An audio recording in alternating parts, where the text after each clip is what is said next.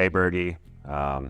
Just wanted to take a little time here to show you how much I appreciate you and all that you've done for me. It's been so awesome growing up, watching you start out as a fan and getting the privilege to play with you and get to see how you treat people, the love you have for everyone and the love you have for the game and always getting better.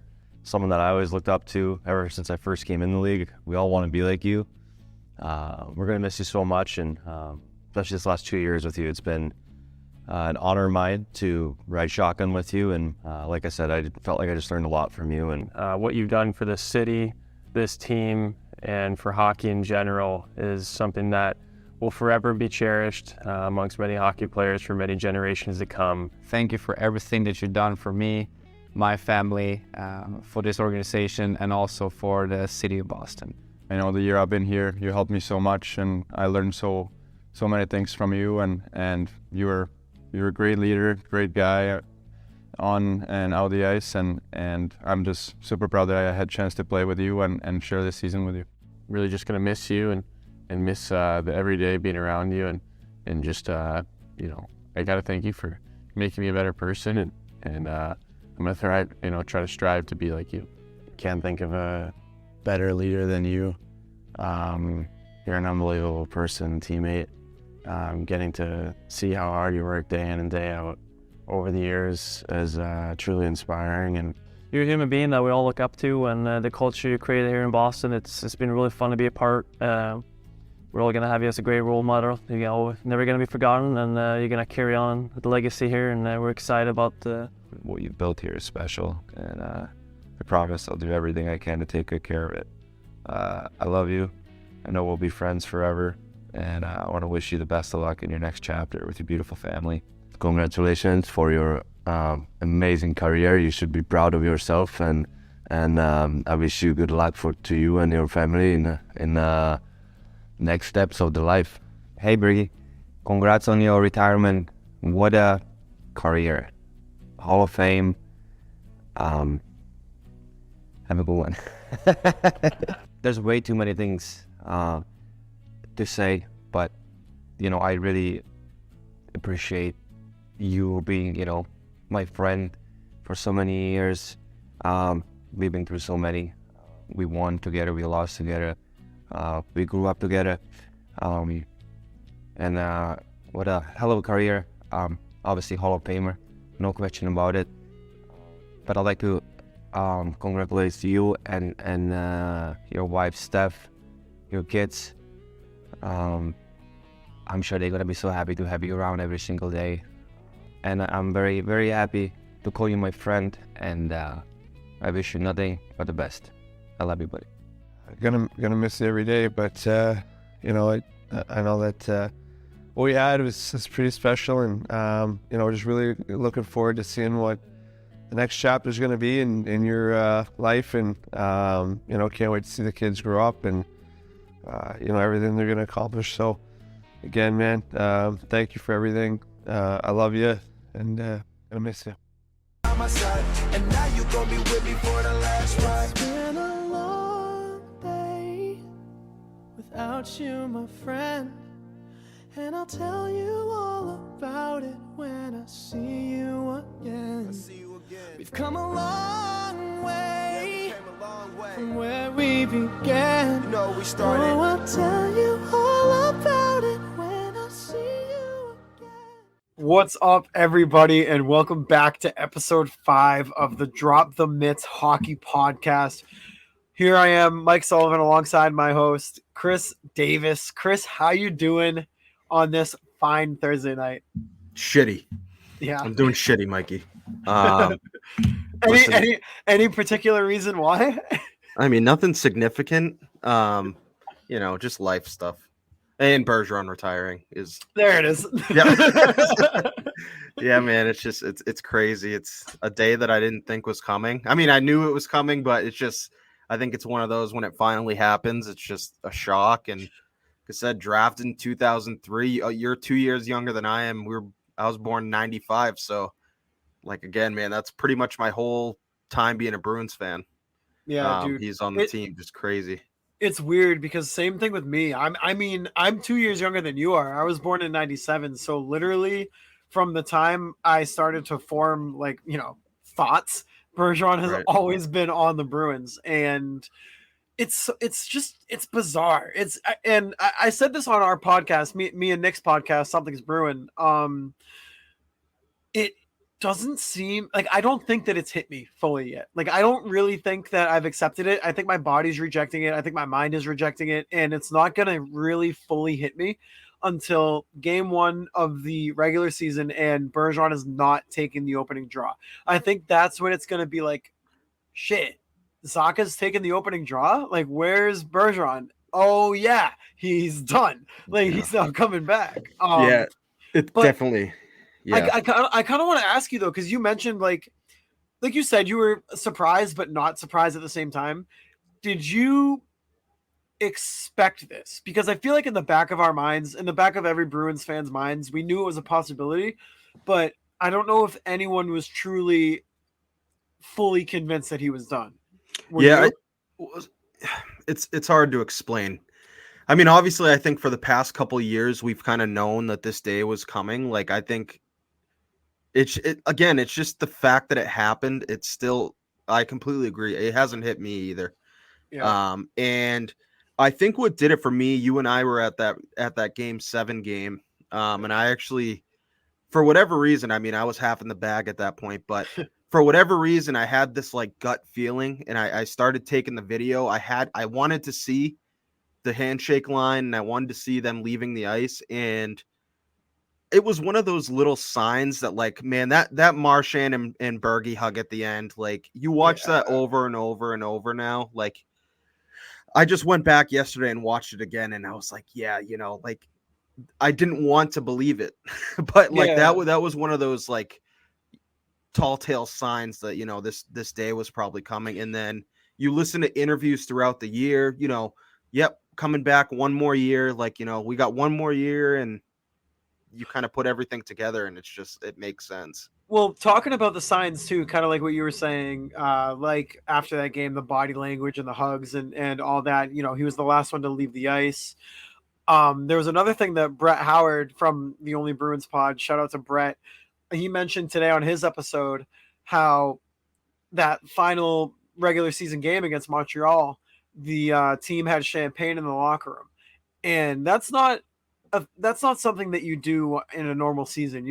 Usually you're gearing up for the playoffs. Your mind is elsewhere. It's not on celebrating, a full 82 game schedule. And now, obviously, looking back at it in hindsight, knowing that they did that, knowing that Bergeron played in that final game in his hometown, in front of his parents, it really does make sense. And I think also we all knew these things. We all saw these signs last year, during the regular season. But I think we all shoved it under the rug because we didn't want to. We didn't want to come to terms with the reality of like, okay, this is kind of like Bergeron's farewell. He's doing it quietly, as everything that he does. He never wants to be in the public eye. He never wants to be the center of attention just because he's that humble of a human being and that humble of a man.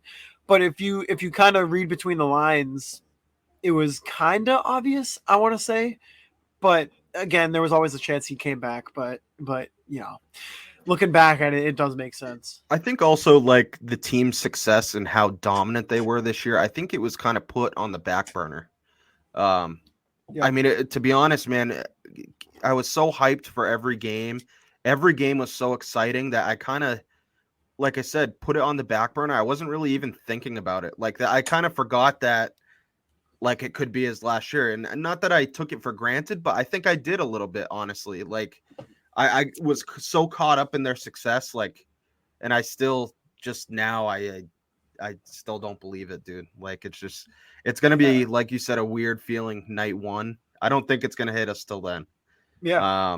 And yeah, I mean, next week we can talk about lines and the new captains and everything. But I think for this week, we just, should just talk about how appreciative we are of him and Yeah. how great of a leader he was, how much of a staple he was in this community. And man, just seeing all the dudes from across the league talking about him, some never even played with him. Right. The only Bruins boys brought up like Mark Stone, reaching out to Bergy about Bruce Cassidy and just how helpful he was. Just no one had anything negative to say about him. It goes to show what kind of guy he is. Yeah, I mean, I think they also mentioned, obviously guys battle on the ice, right? They're taking shots at guys, they're chasing after certain players just because they're that high caliber of a player. They want to target them. That's what they said, target. Yep. But no one would ever target Bergeron in a way that was dirty or violent. You know what I mean? And it's just kind of touching on his respect that he had among all players in the league. And I had mentioned actually on Something's Bruins too. It was same thing except for Alex Burrows in 2011 when Burrows bit his finger.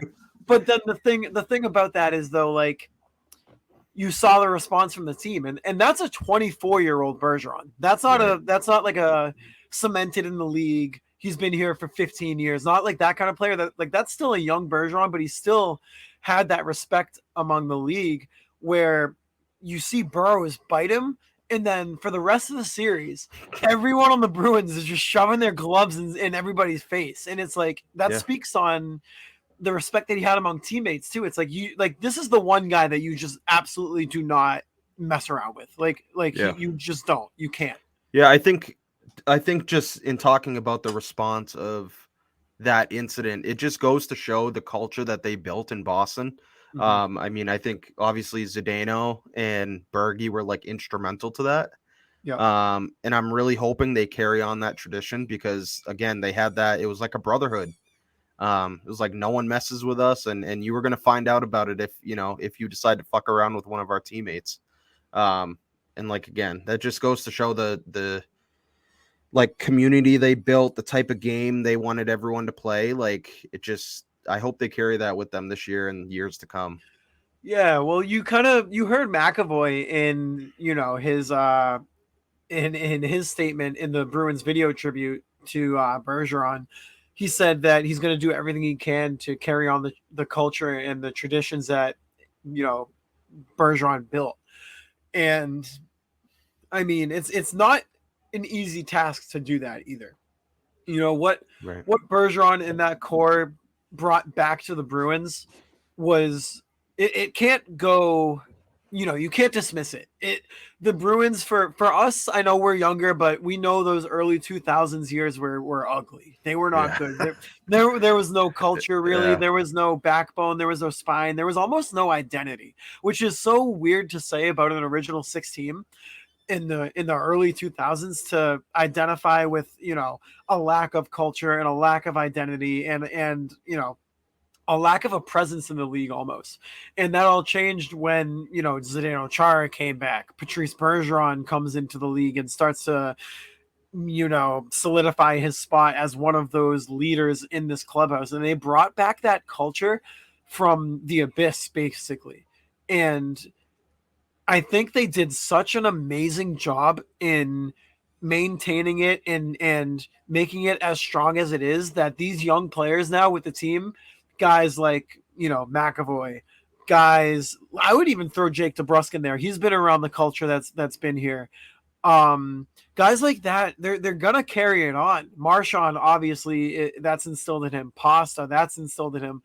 And I think that Bergeron's level of influence on those younger guys, there's so much respect for him that they can't just toss all of that to the side.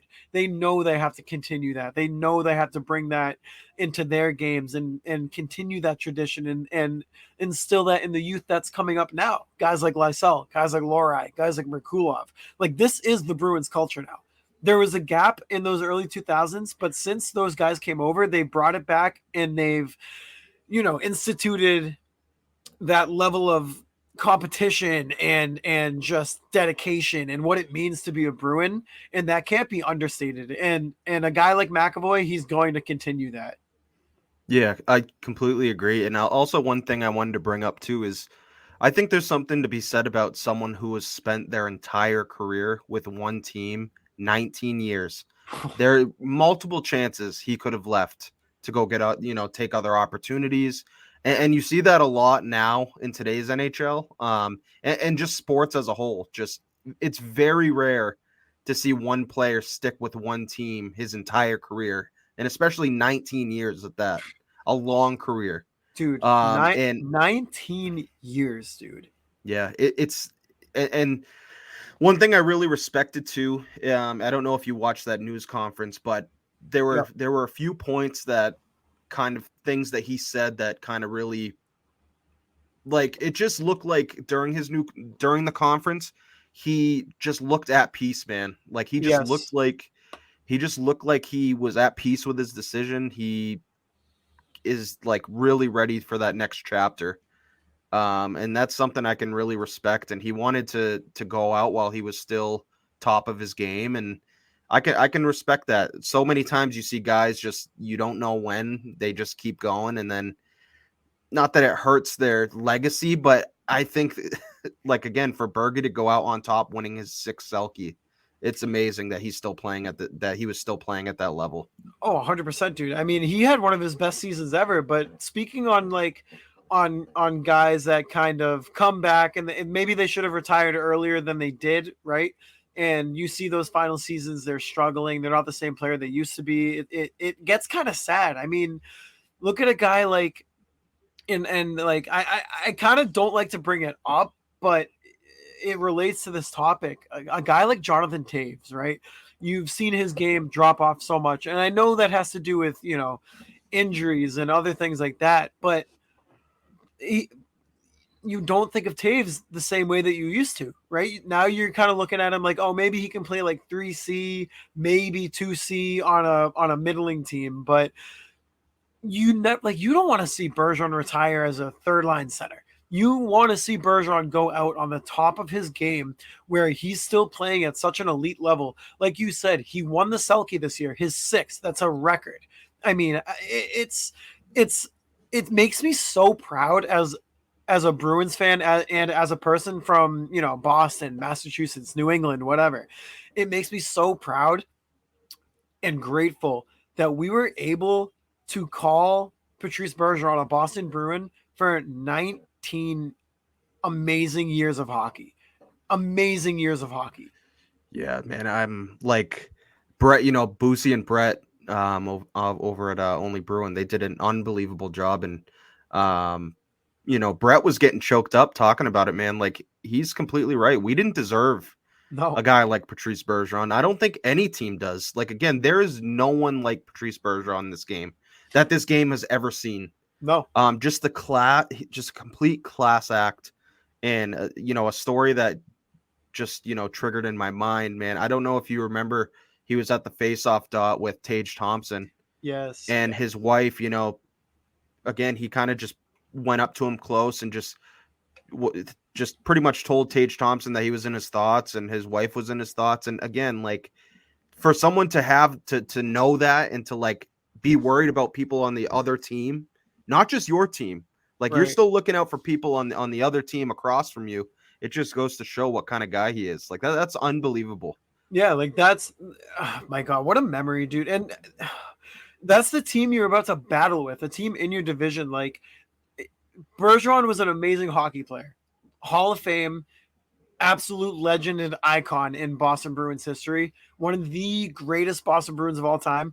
But he's an even better person, which is an unbelievable thing to realize and to understand, because he was, like I said, a Hall of Fame hockey player, but he's an even better person. It's you don't get that every day. I mean, you're a professional athlete, one of the best in the sport, and you're so humble to the point where I would honestly say that him as a hockey player in his mind is second to being a person. And it's so unbelievable.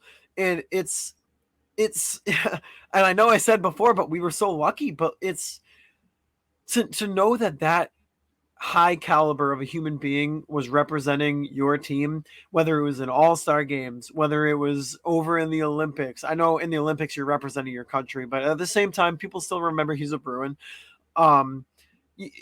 You're representing everything what it means to be a member of this hockey club. And when you think of the Boston Bruins, the first thought is Patrice Bergeron. 100%, dude. Yeah. Absolutely. And to have that person be your team representative, you literally cannot handpick a better person. Yeah, no, when listening to Boozy and Brett, all the unbelievable stories about how he just was always caring for, his teammates, whether it was, in Boston, people in Providence, people like they brought up, I believe it was Jamel Smith. Yeah, Jamel Smith. Yeah. Jamel Smith, sorry. That story, man, like, again, it's a testament of what kind of person he is, that he cared that deeply to go down there and actually make sure this kid was okay. And it just goes to show the type of person he is. And there will be no one else like Patrice Bergeron ever. No, absolutely in not. This game. I mean, he's one of the all-time great captains. Yep. Ever. So. Yeah, I think it was John Michael Lyles, and again, not to keep quoting the only Bruins. Yeah. Yeah, sorry, boys. Yeah, but they said too, like the John Michael Lyles interview on Spit and Chicklets, he said that it's him and Joe Sakic, the two best leaders in the game that the game has ever seen. Joe Sakic and Patrice Bergeron. And I mean, to be lumped in with Joe Sakic is unbelievable. Yeah. It just, again, he embodied like everything about what being a Bostonian is. And he was so instrumental and pivotal in the community, with all the community work he did. And again, man, like it's going to be so weird not seeing him in the face-off dot. But I again, going back to that news conference, he just looked like he was at peace. Looked like he was excited to start this new chapter with his family and to be a dad, be a husband, and really just be there for his entire family.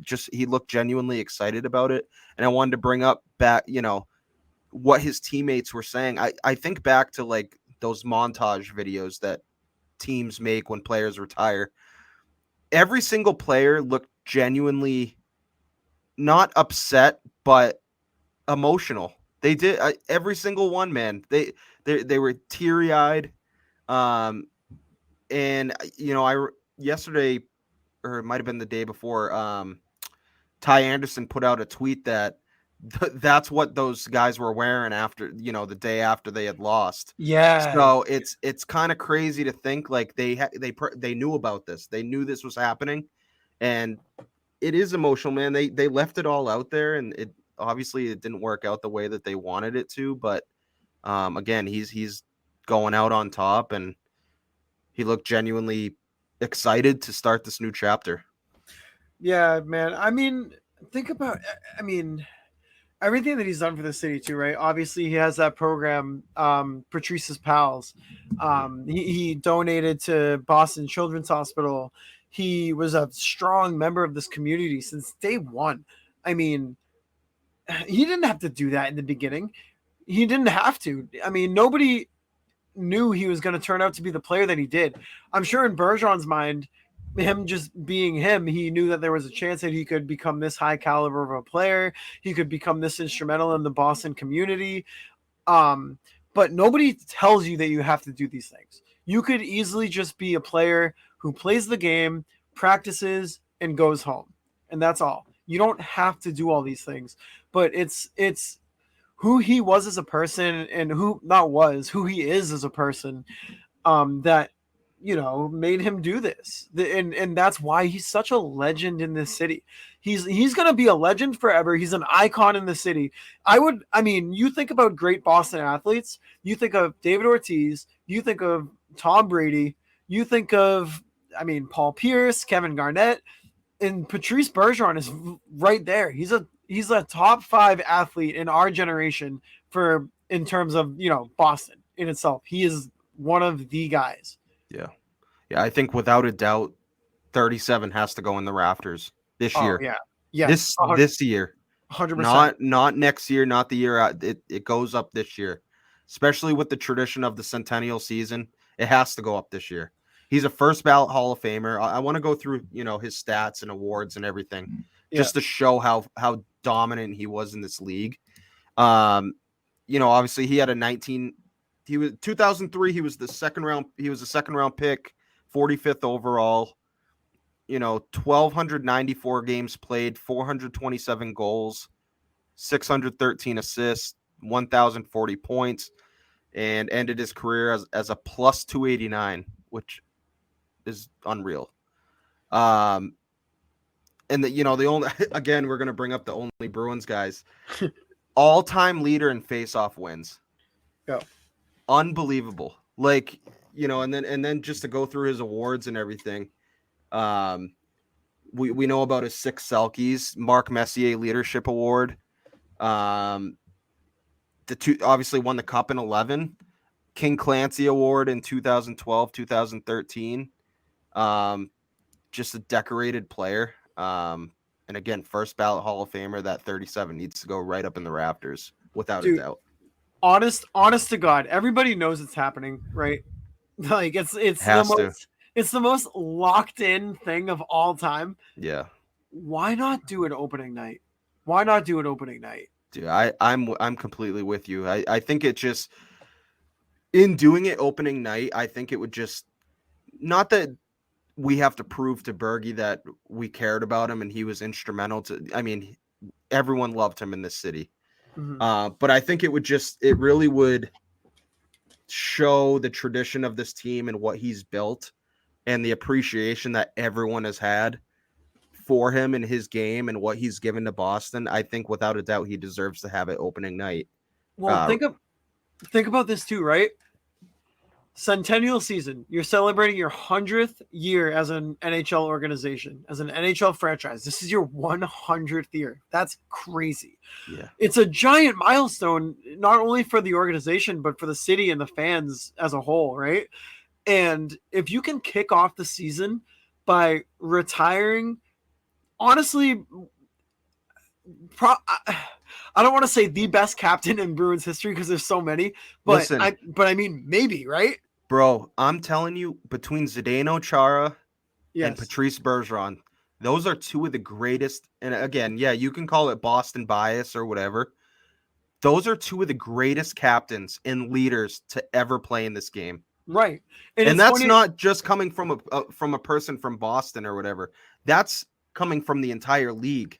Right. Like, again, that's fact. And it's funny you mentioned Chara and Bergeron, right? Because I was ready to call Bergeron the greatest captain in Bruins history. But then I'm like, well, Chara too, dude. They were both unbelievable captains. So I would put them as almost like an Allmark and Swayman, like a 1A, 1B, just awesome, right? They're 2 greatest captains that you could ask for. But if you can kick off the centennial season and really start to celebrate the organization as a whole, dude, what a fucking way to kick it off. What a way to kick it off.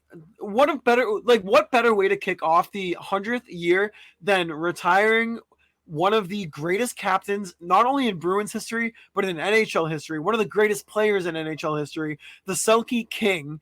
Selke. Captain Canada, basically. Right.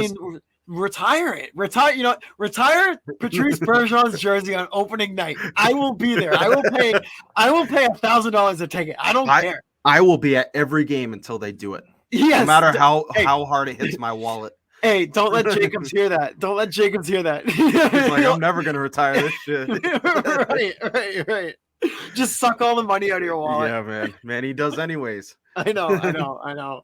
But yeah, man, it's crazy. It's gonna be a different year, and I don't know what to expect. Obviously, I don't want to talk about future plans or whatever with this team. I think we should solely dedicate it to how great Patrice Bergeron was and what he meant to the city of Boston and what he meant to us, man. Like growing up playing in Mass and I remember playing mini hockey with my buddies, pretending to be Bergeron and having my Bergeron jersey on. It's just crazy to think about. And yeah, obviously we wish him the best in retirement. We wish his family the best.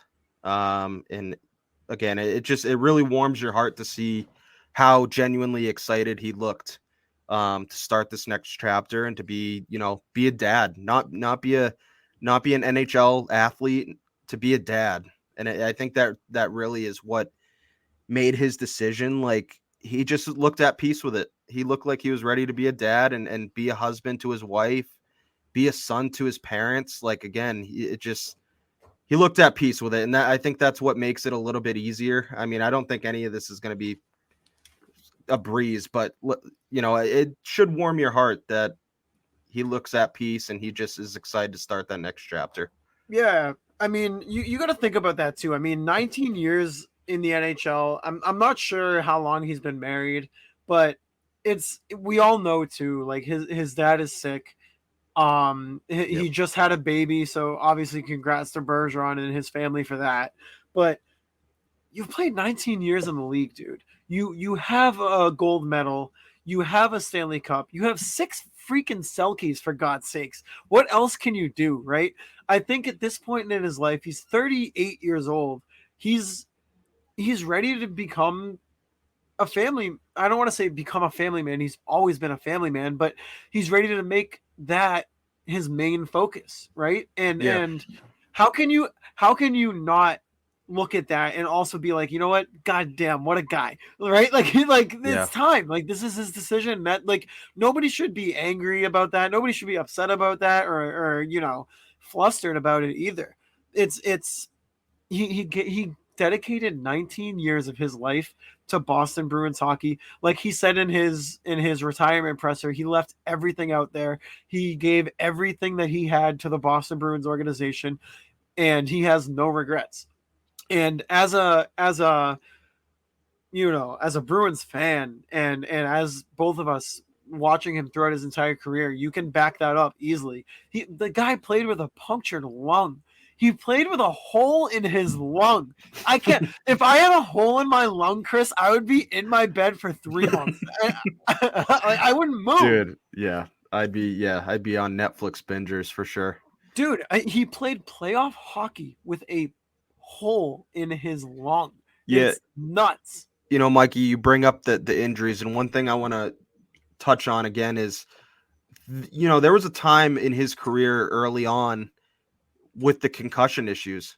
Yes. There was a span of time where he might not have played again ever. Yep. And there was a question asked that, did it ever cross your mind? And he goes, no. I mean, I just kind of was going to do whatever it took to get back. And again, the preparation that he could, that's another like sign from him too, that he said, I wasn't able to get up and I wasn't able to get motivated to train. And it's crazy to think about how much he's had to overcome throughout his career, especially with concussions. We know how fucking scary those are. And, a lot of people don't come back from those. A lot of people, it affects them for the rest of their lives. And he was one of the lucky ones. I'm sure that there were times in his life where he was in some dark times, but to see him now at the end of his career and pretty healthy, I'd say. Yeah. He's had some fucking crazy injuries, during some deep playoff runs, but it's just good to see again, man. Like, for all the things that he's had to overcome injury wise, the concussions, the punctured fucking lung, dude. Like, are you Jesus insane. Christ? Like, it's just, it really was emotional for me yesterday watching that, and just thinking about, like, how fucking scary that must have been for him. The game that he loved, his career, like, could have been over. And he, again, to see him at that, at that press conference, just, he looked relieved. He looked, again, at peace. He just, it was good to see. Obviously, for our own selfish reasons, we're sad and upset we're not going to see him out on the ice. And, I'm sure we'll see him within the community and everything, because that's just the type of guy he is. But it really makes me happy to know that he's, genuinely excited to start this next chapter. Yeah, dude, just to kind of, and I'm sure all Bruins fans know this, but I know there's some other fans in here that watch and listen to the show. But the 2013 Stanley Cup Final, we're speaking on his injuries, right? Just this list of injuries that he was playing with throughout the playoffs: a broken rib, a separated shoulder, torn cartilage in his collarbone, and then the punctured lung. That's 4 major injuries right there, and he's still playing 20 minutes a night, and he's giving it his all. It's and I mean that right there should just sum up everything about what he gave to us as fans and his hockey career. You can't ask for more than that. The guy literally put his body on the line, literally put his body in harm's way for the game of hockey, and it's unbelievable. It's unbelievable. I think the term I gave everything I had, or I tried my best, I think that can get overused sometimes. And I don't think when Bergeron said in his press conference that he left it all out there, I want to get the exact quote because it gave me chills, man, to be completely honest. It gave me chills, and what instantly came back in my mind were those concussions, the injuries that he had, the shots that he would lay down to block, defending his teammates. The quote is, "I left everything out there. I have no regrets on anything, and I gave it my absolute all." Gave me chills, dude. And he said it, and you can tell just by looking at him, he was at peace with it, and he really knew he gave everything he had. There was nothing left for him to give to this city and to this team and his teammates. Right, and it's like you said, like, I mean, I was watching the press conference. It was actually funny. I was working and I was doing my route, and I had a walk-in route, right? So I'm just walking down the street, and I have my phone, dude. I have my phone in front of me like this, and the mail in my right hand. And I'm watching the press conference as I'm walking down the street, and like you said, he just looked at peace. It really struck me.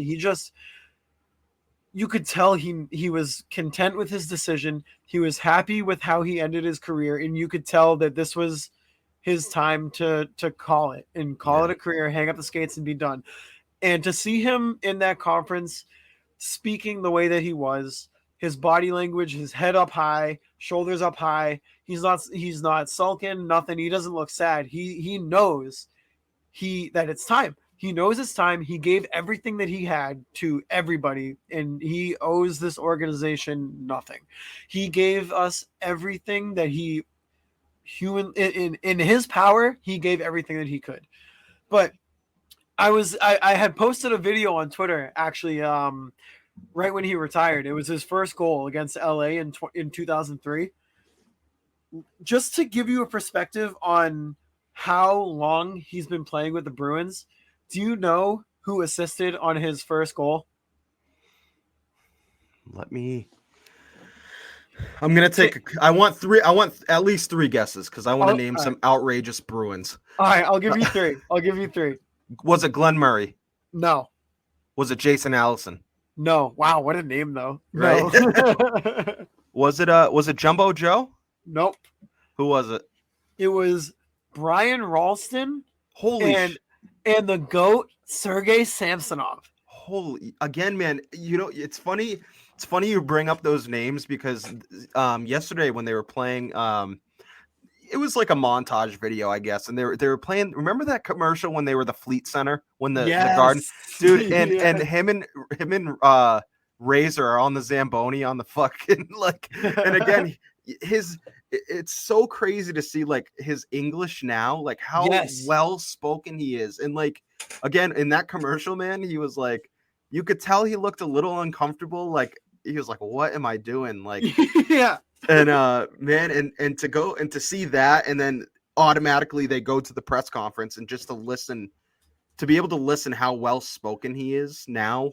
It goes to show how long he's been here and how far he's come in his career. Like it was such a good shout out to the Bruins too. Like they did such a good job with everything yesterday, and I don't think any questions were left. I mean, I think that Bergy did a pretty good job explain, like, again, like you said, he owes us nothing, right? So I think it was nice to see him at peace and just he's just ready, man. It's good that he's doing this. I really wouldn't, for him. I mean, I wouldn't have wanted him to see.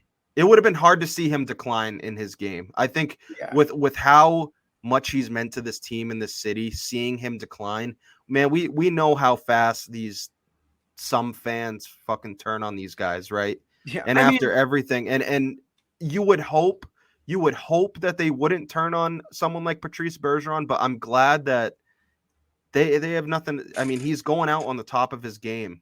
Yeah. And Twitter folks going after. I'm not saying for all Chicago Blackhawks fans were doing this, but obviously with Taves' cap hit and everything, they were getting angry. And they were like, again, this dude brought you multiple Stanley Cups, and he brought you a dynasty. Yeah, and like again, it just goes to show that we're in such a way of thinking. Like, what have you done for me lately? Yes, you know what I mean. Like that's a great way to put it, Chris. Yeah, and I think it's just that's the way that we're living. That's the way society is now. Like, what have you done for me lately? And again, they can't say that about Patrice Bergeron. He's going out top of his game. He genuinely left everything he had on the ice. Well, and you were speaking on, you don't want to see people turning on him, right? Like, because obviously when you get older and you play kind of past your limits, I want to say you're going to slow down. You're not going to be the same player that you used to be. Right. But people are still going to expect you to be. Certain people are. And you listen to, and I know a lot of them got hammered by, actual knowledgeable fans. Felger and Maz, calling him overrated, he stuff like that. It's like this is why people don't want to listen to these shows anymore. It's because you're just saying these things to get reactions, and everybody knows it's bullshit. Yeah. And for a guy like Patrice Bergeron to retire and give you what he gave you, and on the day he announces his retirement, for these local radio stations to be basically, what's the term? Like slandering him a little bit. It's like, you can't take a day off from that nonsense to show your appreciation for a guy who gave 19 years of his career to the city, who is a bona fide #1 first ballot Hall of Famer, who brought you a Stanley Cup, who brought back culture to the Boston Bruins organization. You can't take a break from that nonsense for a day and just speak honestly on what he meant to hockey and the Bruins as a whole. Like, it's ridiculous. And it actually makes me mad, because he gave you everything. Like you said earlier in the show, he could have left if he wanted to. He could have taken more money elsewhere, but no, he wanted to stay. He was a Boston Bruin through and through. And these media outlets that are just finding anything bad to say or any little thing that they can poke at. It's like, come on. This is why people are losing respect for you guys. Yeah, very quickly. Yeah, I think, I was going to say with all due respect, but I actually don't have any respect. It just goes to show how little hockey knowledge they have. That too. And you know what? If you don't have the knowledge in something and you can't genuinely speak to it, for them to say that he was overrated and not one of the greatest of two-way forwards of all time, all you're in it for is clickbait at that point. Right. Like, what kind of fucking clown show? You know nothing about the game of hockey, clearly. Right. Because even players within the game with way more knowledge than all of us fucking put together, right, are saying that he's one of the greatest to ever play this game, the best two-way forward. Yes. And for me, it's not close. Obviously, I give respect to players like Pavel Datsyuk, and like, again, yeah, that dude's a Hall of Famer as well. But the amount of time that Bergeron has been at this point of the best two-way forward, it's not close for me. There's no one close, and I don't think we're ever going to see a player like Patrice Bergeron. And yeah, I agree. It fucking infuriates me too. You know what I mean? Like, you go on these radio shows and you want to hear the good things that he's done. Like, again, right. You can't take a fucking 1-day break to stop bitching about it's ridiculous. It is. Like, again, this dude, this he came here as an 18-year-old and spent his entire life, his entire adult life in this city, giving everything he could. And all you have to argue about is, well, he's not the greatest two-way forward of all time. How about what he meant to the city off the Right. ice? You know what I mean? And you know what?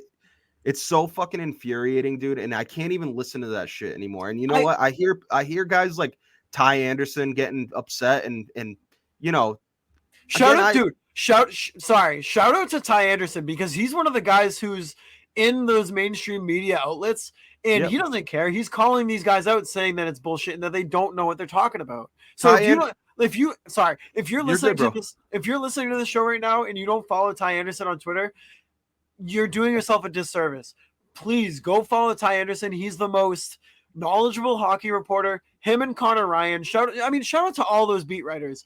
Joe Haggerty, Steve Conroy of the Herald, like Evan Marinovsky, Patrick Donnelly, all those guys. Donnelly, Yeah. all these guys. If you really want to hear what's going on and you want to hear actual hockey knowledge, get off of Felger and Maz. Get off of 98.5. Except do listen to 98.5 Underground, because Ty Anderson is really good on that. But like, these are the guys you want to be following. These are the guys you want to be listening to. If you're spewing off what Felger and Maz are saying, it's the most obvious.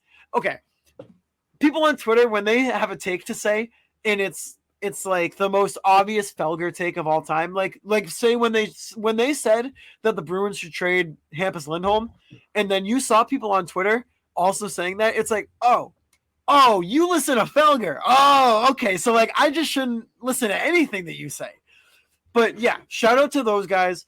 Give Ty a follow. Give Connor a follow. Give Evan Marinovsky a follow. Joe Haggerty, Conroy, Pat Donnelly, all these guys. They're phenomenal people.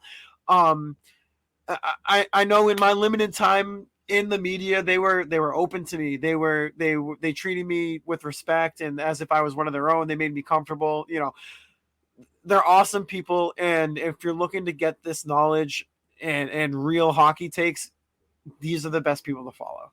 Yeah, 100%. And one thing I can appreciate from guys like Ty and all those guys you mentioned, they come with fact. And that's something that doesn't necessarily happen anymore in this day and age. Everyone has an opinion, but one thing that, you know, they all posted their, you know, videos of appreciation to Bergeron. And again, they're just realistic and they come with fact. Yep. They're the best follows I have for you know, Bruins stats and everything. Yeah, man, it's funny you brought up Felger and Mads, because I was really mad, you know, hearing all that stuff. And it just, you know, it should be about Bergeron, should be solely about Bergeron, about his family. I mean, this is a special day. I mean, yesterday, sorry, but he gave everything to this city, and to have, you know, that clown show just fucking talk about like what he wasn't, and solely their opinions with zero hockey knowledge. It just goes to show. But you know, that's why we're here. That's why those guys that you mentioned are here, so we can truly talk about how special he was, how special the career of Patrice Bergeron was, and what he meant. Dude, like, can you not mention maybe his over 1,000 points? Can you maybe not mention playing over 1,000 games? Can you not mention his 6 Selkies? Can you not mention the Stanley Cup that he brought this city in fucking 2011? Can you not mention him changing the culture? Can you not mention him being one of the best captains in the league? Can you not mention his, you know, countless donations to the Boston Children's Hospital? Can you not mention his charity organization, Patrice's Pals? It actually makes me so angry. And it's why some players have a bias towards Boston, because these idiots that just spew this nonsense. And I was going to say sorry for calling them idiots, but honestly, I'm not sorry. I'm really not sorry. But it's like, it's focus on the good that they did. And even with Bergeron, there was no bad. They just always lean that way, and it makes me so angry. So angry, dude. Yeah, we're gonna have to check our blood pressures before EA SHL or whatever. I got my fucking blood boiling, dude. Dude, this might we're gonna score like 12 goals in the first game. We're amped up right now. Yeah, dude, man, has me fired up. You know, I don't know what the future holds for this team. Yeah. All what I do know is this team should be, and I think everyone in the city should be extremely grateful for the countless 19 years that Patrice Bergeron was with us, was in the city. And I, like I said, the fact that we were blessed enough to have a guy like him in this organization, and as fans being able to follow a guy like him, it's just truly special to, you know, think about and kind of reminisce on the amazing goals he scored in overtime and just all the countless plays that he made. Man, going back and watching all those videos, especially like the Leaf series, that goal he scored, Dude. it's, you know, the hair on my arms fucking stood right up. It brought me back to that fucking the day I was watching that game. I remembered it. I don't remember a lot of things, you know, from my childhood, but man, that brought me back to the exact day that happened. And I remember. Yeah. Sorry, no, keep going. No, and you know what I mean? It's like, and it brought me and as a human being, I love being able to go back and, you know, because sometimes I think we forget to take a step back and remember the good times that we've had with people, with, you know, friends, family. And that was, again, it was like it happened yesterday. I remembered being around all my friends and my family members, like watching that game, and that goal it brought me back to that exact day, and I couldn't help but have a smile on my face. Yeah, you know, dude. thinking about that and watching that highlight. It's just like it brought me back, and you know, it was one of the best feelings I've had in a while. So no, it's funny that you mentioned that, because I think with Bergeron, obviously, there's so many moments that you could pick from that are his best moments, right? In the Bruins organization in his career. There's so many great moments that you could choose from, but we always tend to go back to 2013. And I think rightfully so, because I do think out of all the great moments that he's had, whether it was like, I don't know, the double overtime winner against Pittsburgh in 2013, or the shorthanded goal in Game 7 of the Stanley Cup Final 2011, when he was sliding down on his knees and he slid it past Luongo. But I think that you always go back to 2013 in Game 7 against Toronto, because I was making the intro for the Something's Bruin episode dedicated to Bergeron, and I was putting in the clip of him tying the game with like 50 seconds left, and then I put the clip in of him getting the overtime winner. And like you said, it just brings you right back. And I can remember every little detail from that game. I swear to God, every little detail. I remember I think I was 14 years old at the time, or sorry, I was 15 years old at the time. And I'm in my living room. We still got like a big box TV, dude. And I'm standing like an inch away from the screen. This is the 80s, dude. Dude, I'm telling you, I was like standing up, dude. I'm jumping up and down, like I'm all antsy. He scores that tying goal. I'm going nuts. I'm going bonkers, dude. I am going absolutely. I'm sure I like woke up my entire neighborhood, and it's like it just brings you back to that moment. And then he scores the overtime winner, and it's like, oh my God, the fact that he tied that game, the fact that he scored the overtime winner, it's like he's just that guy. He's the guy. You saying that, who else could it have been? Exactly. You couldn't have written it any better. Who else but Bergeron? Who else? Right. Like, again, man, it's like, I'm telling you, like, dude, like if Sagan scored the overtime winner, we'd still remember the game, obviously, but like I feel like it wouldn't have the same weight. Like, it's just like it's solidified Bergeron for like being like, oh my God, like this is Bergeron's team. Like, this is Bergeron right now. It's all him. You know, and when Char was the captain, obviously I'm not taking away anything, because Char was a huge part in building this what's the word I'm looking for? Like this community, just the way of the Boston Bruins. He was instrumental in that, but there was no doubt in anyone's mind who the next captain was going to be of this team when that time came.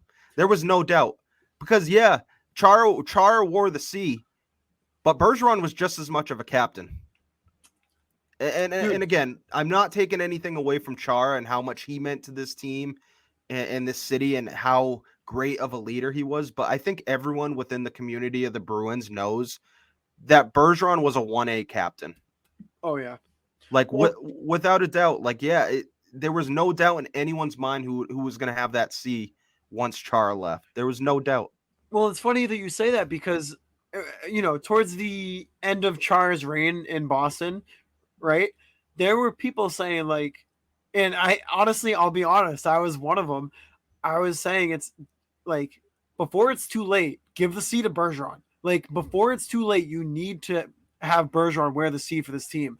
And I was getting nervous because it almost seemed like Chara wasn't going to, he was going to try to play as long as he could, right? And you kind of saw him play for as long as he could. And to go back on not wanting to see players kind of play past their primes and slow down, Chara kind of did that a little bit. He wasn't the same in Washington. He wasn't the same with the Islanders, but in the last like 2 years of Chara's time with the Bruins, I was saying to all my friends, I was saying on Twitter back before, back when I had like 200 followers, I was just spewing nonsense on Twitter. And I was saying like Chara needs to give the C to Bergeron. It would have been a travesty if Bergeron never wore the C for this team. And thank God that he did, because it would not have sat right with me or 99% of Bruins fans if he didn't. Yeah, no, I completely agree. And honestly, I don't think he wore it long enough. I don't think so either. I mean, still, I'm grateful for the years that he did, the couple of years that he did wear it, but I think he was considered a captain without wearing the C. Yeah, he had the A, but you know what? I don't think anyone can deny the fact that he was like a second captain on that team. Oh yeah, 1A, 1B. Yeah, so it still hasn't hit me even going through all these like everything we're talking about. I still am like, I still have it in my mind that like, oh no, we'll see him. Like, we're gonna see him opening draw. Like, I think we're just yeah. Dude, I've listened to 3 different podcasts, just 3 different Bruins podcasts today, all talking about Bergeron. And here we are talking about it still. And I'm like, I don't know, man. Like, it just doesn't seem real, but he'll be back. Yeah.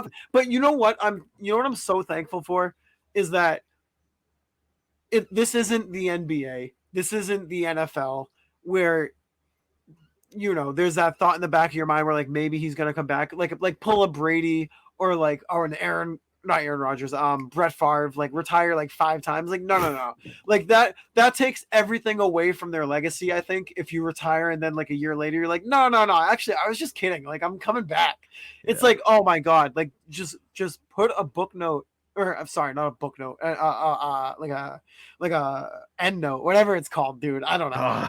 But like, don't go back on your word. And obviously Bergeron's not going to, and I'm very, very grateful for that, because now we can talk about him and his career without having the thought of maybe he comes back and then having to restart this conversation. This is it. And we're able to reflect on his career, reflect on his time in Boston, and appreciate everything that he gave us. And I haven't fully cried yet. I definitely have teared up a little bit. I haven't had tears come down my face yet, but if anything, they're happy tears, it's like, it's so bittersweet, because it was such a beautiful career that he had. And it's it's weird, but it's one of the things that I'm most grateful for that I got to experience. Like, I don't know, dude. It's just, I'm just so grateful, honestly. Yeah.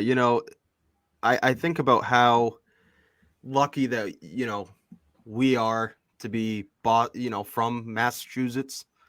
from the Boston area. And like I said, we've in our lifetime have been able to witness some of the greatest athletes to ever play their sport. Yep. As members of their, the Boston teams. You bring up Brady, you bring up Paul Pierce, Ortiz, Garnett, those guys. And Bergeron is right at the Mount Rushmore of those. Oh, yeah. I mean, he's the top of the, when you think of Bruins hockey, he's the first one to come to mind. And as you were explaining, you haven't teared up yet. A quote that I immediately thought of when I heard the news, it was, "Don't cry because it's over, smile because it happened." Yeah.